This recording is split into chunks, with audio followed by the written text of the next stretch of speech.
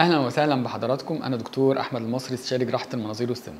النهارده ضيفي استاذ احمد، ما شاء الله من النماذج الجميله جدا، عامل مفاجاه في زياره السنه. هو حابب بقى يشارك التجربه بتاعته معانا، ممكن بقى احنا نحكي للناس. بسم الله الرحمن الرحيم. والله التجربه من افضل التجارب اللي انا مريت بيها في حياتي.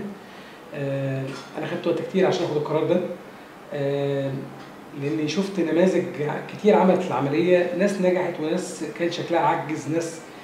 فكان الموضوع مش موضوع عمليه، موضوع ان انت تلاقي المكان اللي يقدر يتابع معاك كويس، حتى لو انت وقعت منه في حاجه يقدر هو اللي يحقق، هو اللي يجيبك، وده اللي كان حاصل.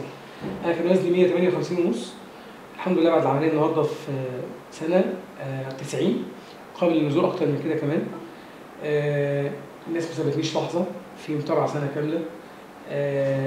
في فترات عدت عليها صعبه كتير، كنت بلجأ لهم، بلاقيهم على مستوى الجروب، على مستوى الواتساب، على مستوى الحضور هنا. وده اللي صراحه انا خلاني بقيت انصح اي حد بالعمليه وبالمكان. اهم زي ما قلنا كده، اهم من العمليه نفسها الالتزام، انك تلاقي حد وراك، حد بيعاونك فيها.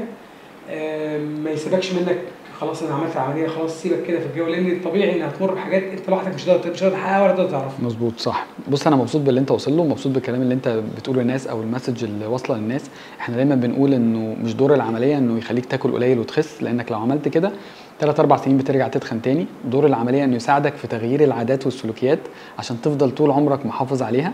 ده اللي بيخليك تنزل بشكل صحي، شكلي صحي، وشي شكله كويس، صحتي مش حاسس ان انا تعبان او مرهق، وفي نفس الوقت اقدر احافظ على المدى البعيد.